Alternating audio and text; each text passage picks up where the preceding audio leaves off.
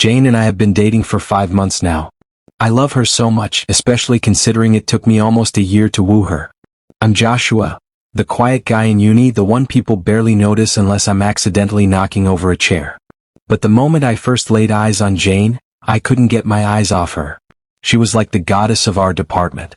Effortlessly beautiful, smart, and impossibly graceful.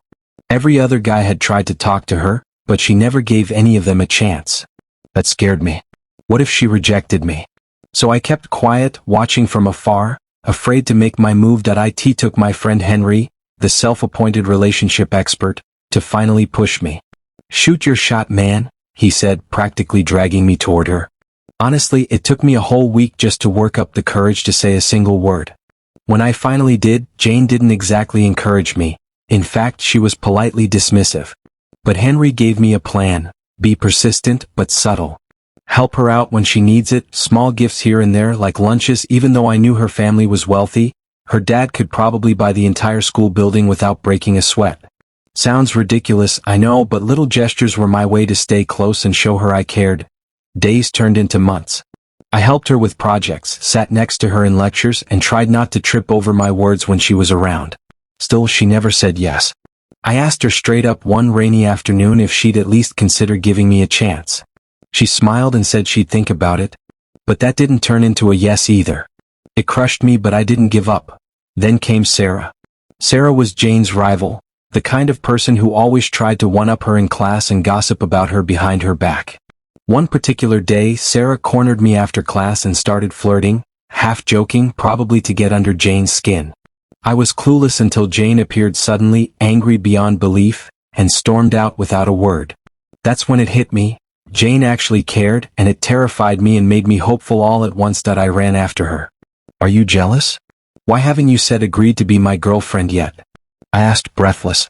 She stopped, eyes wild but soft, and whispered, "I like you, Joshua. I'm just scared too." That moment changed everything. From then on, Jane agreed for us to date, and she loved me in ways I never imagined. She was more tender, protective, and honestly a little addicted to me. But everything was about to change. That Saturday morning started like any other, but my phone buzzing with Jane's call changed everything. "Joshua, I'm heading to the airport to pick up my brother Lucas," she said, her voice casual but excited. Immediately, a flutter of nerves hit me because I hadn't met Lucas before, and from what Jane had told me, he was impressive. I quickly got dressed, trying to look presentable but calm. I quickly texted Jane that I'll be going with her, at least to give her brother a warm welcome. Jane's house was just a short drive from mine, and when I got there, she greeted me with that bright, easy smile of hers. We hopped into her car and set off, the 30-minute drive feeling way too short for my racing thoughts. At the airport, I met Lucas. I felt my heart racing immediately. Lucas was tall, effortlessly handsome, with that confident, almost mischievous smirk that made my heart skip. As he stepped off the plane, the sunlight caught just the right angles, highlighting his sharp jawline and eyes. I found myself staring at him almost frozen, as Jane came to my side and introduced me as her boyfriend. Lucas's smirk deepened in a way that sent an unexpected chill down my spine. "Nice to meet you, Joshua," Lucas said smoothly, his gaze steady on me. Something in his tone made me scramble for words. Jane noticed my discomfort and squeezed my hand before we left the airport. The car ride home was filled with an oddly heavy silence from me. All I could hear every now and then was Jane and Lucas chit-chatting. Each time Jane threw me a glance, it made my stomach twist. Once we were home, Lucas lounged casually, his presence dominating the room. Jane seemed relaxed, but I was restless, acutely aware of how Lucas studied me, as if peeling back layers to find who I really was. I kept replaying that smirk in my head. It was challenging, almost playful, but it unsettled something inside me. I went back home that night, lying in bed. I realized how Lucas' arrival had stirred unfamiliar feelings inside me. I just couldn't get the whole thing off my head. The next day, Jane told me she was throwing a welcome party for Lucas. I smiled and nodded like it didn't bother me. But deep down I wasn't okay. Still, I agreed to come. I made sure I looked my best. I had a fresh haircut, clean shoes, and wore my best navy blue shirt. I even sprayed that cologne Henry swore was my secret weapon. When I stepped into the party, I noticed something strange. People actually turned to look at me. Girls I'd never spoken to gave me a once-over, and even some of the guys raised their brows like, "Wait, Is that Joshua? But the moment that really hit me was Jane. She walked toward me, a glass of wine in her hand, smiling from ear to ear. She looked stunning in her silver dress, elegant and classy. She paused when she saw me up close. "Wow, Joshua," she said, eyes trailing from my shoes up to my collar. "You're looking more handsome than I've ever seen you." I gave her a small smile, half proud, half shy. "Thank you." But just as I turned slightly, I saw Lucas. He was standing a few feet away, hands in his pockets, surrounded by a small group of girls. He was laughing like a guy who had the whole world figured out. I lifted my hand and waved at him. He looked at me for a second, smirked, then turned back to the girls like I was invisible. I felt dumb. Why did I even wave at him? Jane floated back to her circle, laughing, joking, sipping from her glass. The atmosphere was light, but I felt heavy. Lucas was right in the center of it all.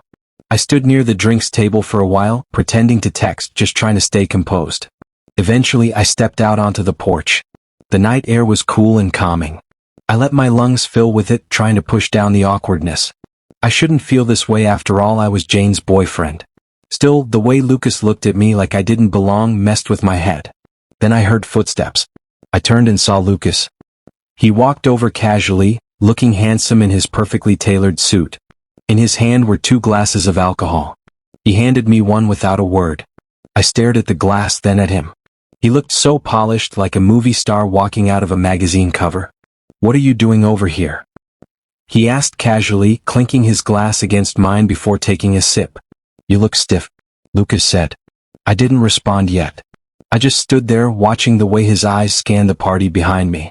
"I just came out to get some air," I said, and took a sip from the alcohol he gave me. I wasn't much of a drinker, but I didn't want to let my guard down in front of him. We stood there under the pale blue porch light, glasses half full, barely speaking. The music inside thumped faintly through the walls, but out here it was just silence and chilled air. Then Lucas broke it. "So," he said, turning to me like we were 2 old friends catching up. "How long have you and Jane been dating?" I hesitated slightly, then answered, "Not that long. A few months." He nodded, as if confirming something in his mind. "That's nice," he said, taking another slow sip. "She's lucky. Jane is one spoilt brat, you know. She doesn't really love anyone. Just floats from one guy to another until she gets bored." I didn't flinch. I just smiled and said, "You're right. It actually took me months to chase her before she finally agreed to date me." That surprised him. He blinked and then chuckled softly, eyes still on his drink. "Persistent, aren't you?" "Only when it's worth it," I replied. He smiled. I looked at him again. There was something magnetic about Lucas. His posture. The way he carried himself. He looked like he never had to try too hard. For a moment, I realized I had been staring again. And he noticed. "Why do you always look at me like that?" he asked, his voice casual but edged with something sharper. "You've glanced at me like 5 times now. What are you thinking?" I snapped back to reality so fast I nearly dropped the glass. "Oh, I wasn't," I stammered. I didn't realize I was staring too much." He laughed softly, the kind of laugh that made you unsure if you were being teased or admired. I turned away, slightly embarrassed. My face felt warm, and not from the alcohol. Before the awkwardness could deepen, the door creaked open behind us. "Seriously?" Jane's voice cut through the moment. "You both left the party and didn't even tell me." We both turned. She stood with her hands on her hips, a mock frown on her face, looking equal parts irritated and amused. I just smiled sheepishly. "Sorry, I needed some air." Jane rolled her eyes and motioned for us to come back in. "Don't disappear on me again." As we walked in, she slipped her hand into mine. A subtle, intentional move. She didn't let go. Back inside, the lights felt warmer, the music louder, and the atmosphere more alive. Jane sat beside me this time. And from the corner of my eye, I could see Lucas glancing at us quietly but still smiling. By the time the party wound down, the living room lights were dimming and only a handful of guests lingered, murmuring their goodbyes. Jane slipped an arm through mine and whispered that she was exhausted. But before we left, Lucas offered to drive me home in his car.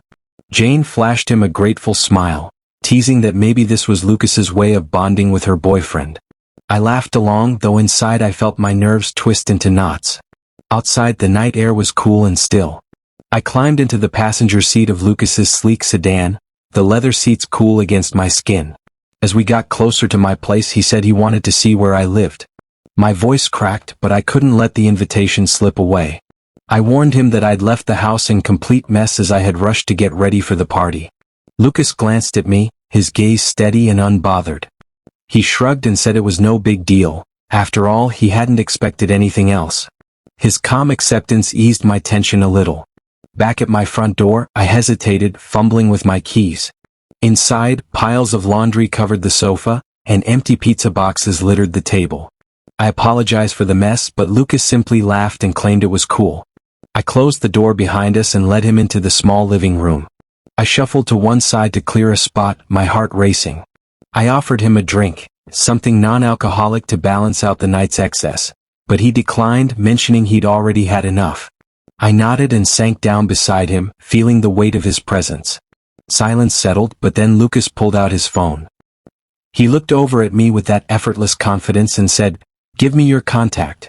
I blinked, surprised by how casually he asked. I took his phone and gave him my number. I handed over the phone to him and he saved the number himself. Before I knew it, he stood up ready to leave. I walked him to the corridor by the door. My pulse pounded as I opened the door for him. Lucas paused for just a second, looked back with a half smile and nodded. Then he climbed into his car. Through the glass, I watched as he started the engine. The indentation of his head against the headrest, the way he casually adjusted the mirror, every detail burned itself into my mind. He drove off into the night, leaving me alone in my messy living room, clutching my phone as if it held the promise of something more. Standing there in the dim light, I realized this evening had shifted something between us. A silent exchange of numbers wasn't just convenience. I wondered what Lucas intended to do with it. Is he trying to keep in touch with me? The semester had resumed in full swing. Final year stress came knocking without warning, project work, presentations, and supervisors who acted like they were allergic to mercy. For 2 whole weeks, I hadn't heard a single word from Lucas. Not even a text. Jane casually mentioned that he had traveled for a business meeting, something related to their dad's company. I nodded, acting like I didn't care. But deep down, I did. I missed him. Not in a way I could explain, not even to myself. I just noticed his absence. I found myself scanning the campus gate sometimes, half expecting to see that black sedan parked like before. I replayed our last conversation, the wave goodbye, the subtle smile he left behind. It lingered in my mind like a scene I couldn't fast forward past. What made it worse was that I didn't even take his number in return. Maybe it was fear. Maybe it was pride. Maybe I didn't want Jane asking why Lucas was texting me. Still, I regretted it. Then it happened. That afternoon, I was returning home from Jane's hostel. We had studied together, but my mind had been elsewhere. I walked slowly, earbuds in, lost in thoughts of assignments and sleep. Then my phone vibrated in my pocket. An unknown number. I hesitated but picked it up. "Hello?" I said. "Hey Joshua. It's Lucas." I stopped walking. My heart skipped, not like a romantic skip, more like a glitch. A pause between beats. Lucas's voice was smooth, like nothing had changed. "I'm sorry I didn't reach out sooner. I've been very busy with work." I mumbled something like, "It's fine," though my thoughts were spiraling. Then he said, "I just got back. I checked into a hotel nearby. Figured I'd have a little peace before getting dragged back into another round of events. You free to come over?" My mouth said yes before my brain could even finish decoding what he had said. He laughed lightly. "All right, cool. I'll send the address." Then he hung up. It was at that moment that the question hit me. Why a hotel? Why did Lucas invite me over to a hotel of all places? I tried brushing the thought away. Maybe he just wanted to hang out. Maybe he was bored.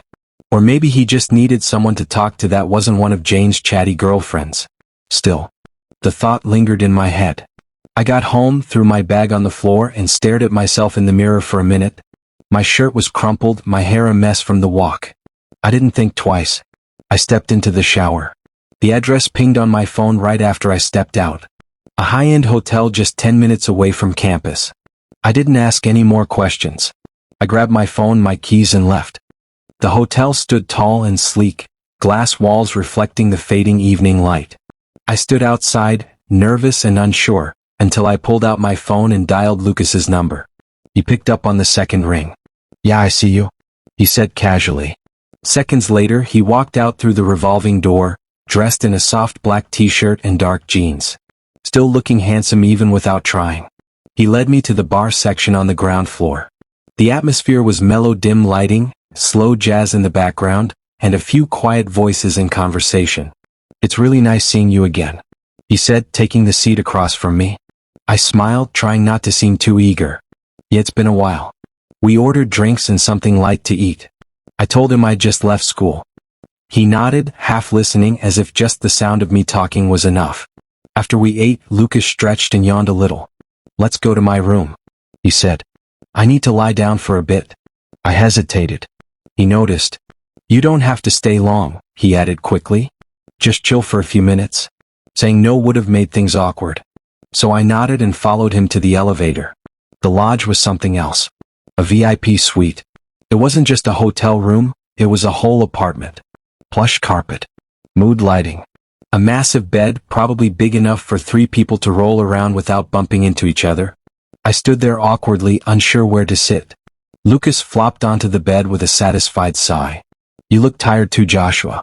If you want me to leave you to rest, I can step out for a bit." That sounded even more awkward.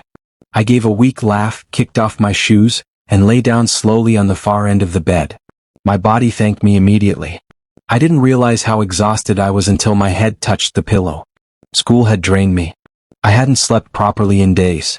I closed my eyes just for a minute, and before I knew it I was out. I blinked awake what felt like moments later. The room was quiet and dim. I turned slowly, and that's when I saw Lucas. He was lying beside me, fully awake, watching me. His eyes were soft, his expression unreadable. He wasn't smirking or teasing, just staring. "You look pretty cute while sleeping," he said softly. I froze. My heart did something strange. My ears suddenly felt too warm. I wanted to hide under the bed or rewind time. I turned away, biting my lip. But then he spoke again, this time slower, his voice low. "I'm sorry, Joshua. I've tried to keep this to myself, but I can't anymore." I looked at him. "I know you're Jane's boyfriend," he said. "And I know this is wrong, but I can't stop thinking about you ever since that day at the party." He smiled quietly, more to himself than at me. "I wish I had met you earlier. Maybe things would have been different. Maybe we could have had a chance." I didn't say anything. I couldn't. I just stared at him as my heart pounded louder than ever before. And then Lucas leaned in. There was no hesitation. He closed the space between us and kissed me gently. His lips were soft and warm.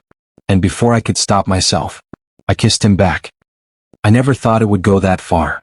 But it did. I felt his hand sliding down, unbuckling my trousers. I made a weak attempt to stop him. I grabbed his wrist, whispered his name like a warning. But it was already too late. We were so into each other already. And for that brief, terrifying moment, it felt like nothing else mattered. Just the heat of the moment, the quiet gasps, and the shared secret that had just been born between us. We got intimate, and after we were done, I came back to my senses. I shot up from the bed, panic sliding down my throat. Lucas looked up amused. "Are you all right?" he asked. "I need to take a shower," I mumbled. Under the running water, I leaned against the wall, chest rising and falling like I had just run a marathon. I scrubbed harder than I needed to, but nothing could wash away what I felt. I had just cheated on Jane. Not with a stranger, but with her very own brother. When I stepped out, Lucas sat on the bed, shirtless, watching me with concern. "Joshua, wait," he called. But I ignored him. I walked out of that hotel without looking back. The guilt hit harder than anything I'd ever felt before. I walked home a shadow of myself. My steps heavy. My heart heavier. What had I done?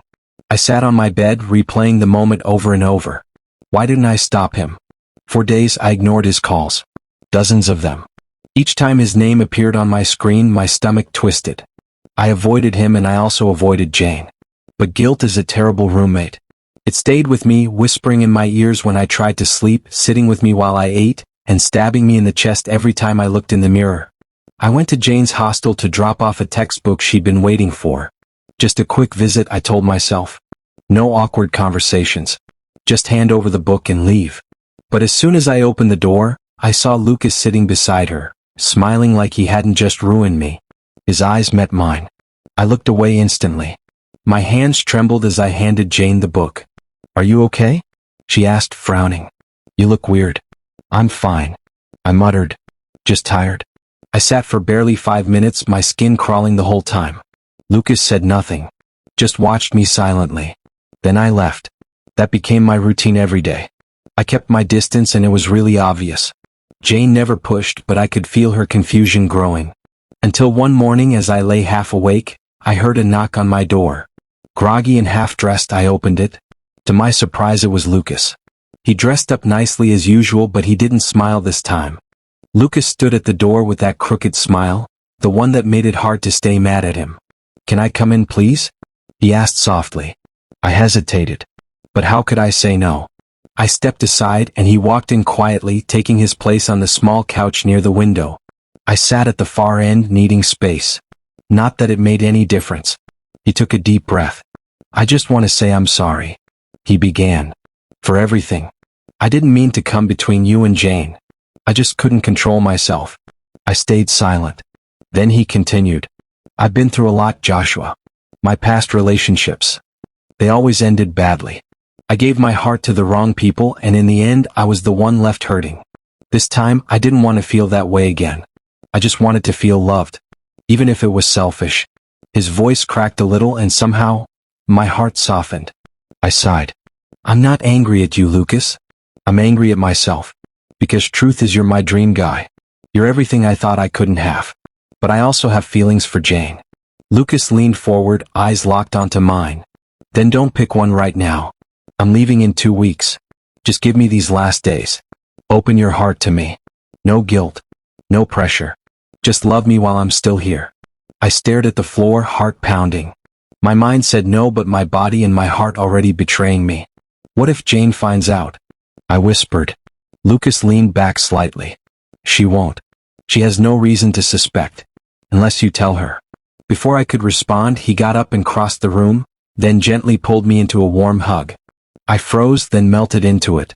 He kissed me, passionately, deeply, and I didn't stop him. He slipped off my shirt. I was already giving in again. My breath shaky. My thoughts scattered. But then, a knock came in. The sound jolted us both. My heart nearly jumped out of my chest. The only one person that could come to my place without notice is Jane. Lucas's eyes widened. I panicked. "Tell her I'm in the restroom," I whispered. I scrambled for my shirt, quickly wiping my lips, fixing the cushions and adjusting the lights. Lucas calmly walked to the door. He opened it with his usual charm. "Hey big bro," Jane grinned. "Seems you've got a new buddy around." Lucas smiled. "I'm just catching up with Joshua." She walked in casually, looked around, and turned to me as I emerged from the pretend bathroom. "Hey babe," she said, smiling sweetly. "Hey sweetheart," I said, forcing a smile as my chest thundered. She stayed for only a few minutes, chatting, giggling, completely oblivious. And when she left, we both collapsed onto the couch, laughing nervously. "She didn't suspect a thing," Lucas said, shaking his head. I nodded. That was close. 2 nights later, we met at a club. Dim lights, loud music, and just enough alcohol to numb the guilt. That night, I told him what he wanted to hear. I agreed to date him secretly. Just until he left. For the next 2 weeks, we were inseparable. Late-night calls, private dinners, movie marathons on my couch, and warm touches in the dark. We laughed, we kissed. We lived a life Jane knew nothing about. And she never suspected a thing. After all, Jane didn't know much about Lucas's love life. And even if she did, she would have never imagined that the guy she loved was in love with her own brother. Then the day came. Lucas left with us to the airport. Jane and I stood at the airport. She hugged him. I hugged him too. But my hug meant something else entirely. After he left, everything felt quiet and different. I laid on my bed that night, staring at the ceiling, thinking about the choice I made, the secret I kept, and the memory of Lucas' hand in mine. I smiled to myself, sad and guilty but also strangely full. I slept on my bed wondering if I will ever see Lucas again. The end. Please like and subscribe for more stories. Thanks for watching.